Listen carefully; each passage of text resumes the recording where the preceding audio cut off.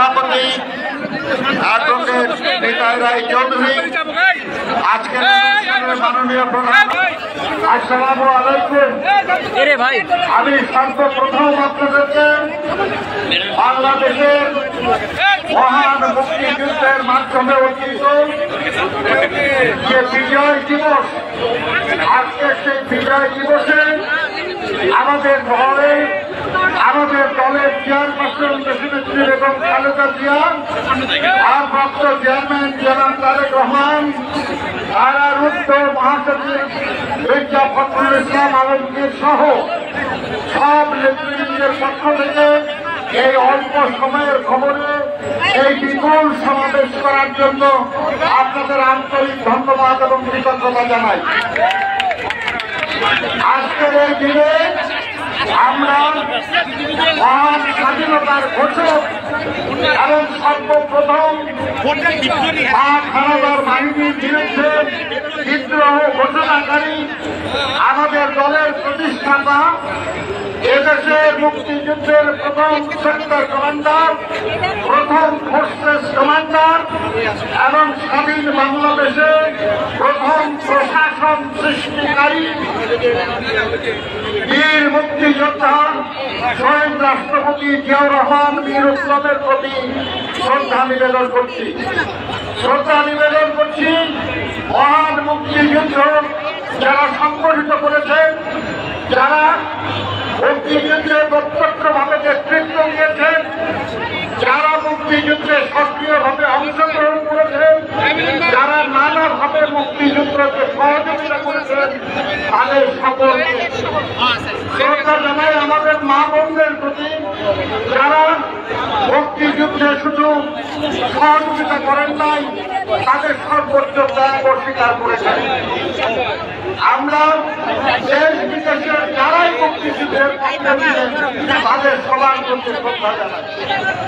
বন্ধুরা আমার, অত্যন্ত দুর্ভাগ্য আমাদের যে স্বাধীনতার 52 বছর পর বিজয় দিবসের অনুষ্ঠানে আমাদেরকে আজকে বলতে হচ্ছে যে মহান মুক্তিযুদ্ধের সুবর্ণ ফসল গণতন্ত্র আবার হারিয়ে ফেলেছি আমরা।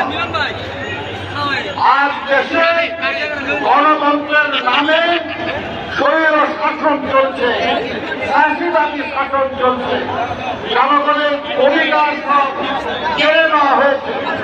মুক্তিযুদ্ধ করেছিলাম আমরা একটা ন্যায় ভিত্তিক সমাজ প্রতিষ্ঠার জন্য, মানবিক মর্যাদার জন্য। আমাদের দেশের মানুষ সুখে শান্তিতে নিরাপদে এবং নিশ্চিন্তে জীবন ধারণ করবে। পাকিস্তান হানাদার বাহিনীর মতো কেউ আমাদের উপর বর্বর আচরণ করবে না, আমাদের উপর অত্যাচার নিপীড়ন করে না, এই আশা নিয়ে আমরা মুক্তিযুদ্ধ করেছিলাম। কিন্তু আজ বাংলাদেশের সবচেয়ে জনপ্রিয় মানুষ দেশনেত্রী বেগম খালেদা জিয়াকে অন্যায়ভাবে কারারুদ্ধ করে রাখা হয়েছে। তিনি দারুণভাবে অসুস্থ, কিন্তু তার সুচিকিৎসার সুযোগ দেওয়া হচ্ছে। প্রতিদিন মিথ্যা মামলা দিয়ে আমাদের যে ব্যক্তিগতকে নানাভাবে হয়রানি করা হচ্ছে। আমরা দেখছি যে শুধু পুলিশের সাক্ষীতে আমাদের দলের কেন্দ্রীয় নেতা, মহানগরীর নেতা, অন্য দলের নেতাদেরকে দণ্ডিত করা হচ্ছে। আর আমাদের সব গণতান্ত্রিক অধিকার কেড়ে নেওয়া হচ্ছে। আর এদের করা হচ্ছে কেন? নির্বাচন নামের একটা খেলা করার জন্য। কিসের নির্বাচন? বাংলাদেশের কোন বিরোধী দল আর সেই নির্বাচনে অংশগ্রহণ কোন বিরোধী দল আর বাংলাদেশে আজকে যারা নির্বাচনী খেলায় যোগ দিয়েছে, তারা সবাই দেশের যে ক্ষমতাসীন দলের প্রধান, তাকে পাশ দিয়ে সালাম করে তার দোয়া নিয়ে নির্বাচনে নামতেছে এবং সবাই জানতেছে, পত্র পত্রিকা ছাপা হচ্ছে যে কারা কোন দল কয়টা আসন পাবে, তার মধ্যে কোন নেতা কোন এলাকা থেকে নির্বাচন করবে।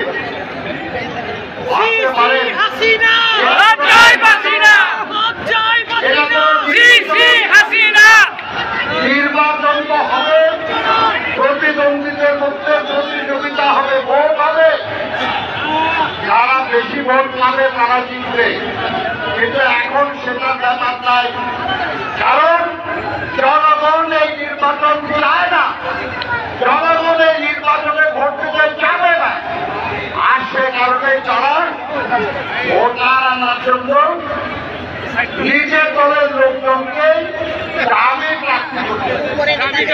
লোকরা বলে একবার নির্বাচন হলো প্রার্থী ছিল না, আর একবার নির্বাচন হলো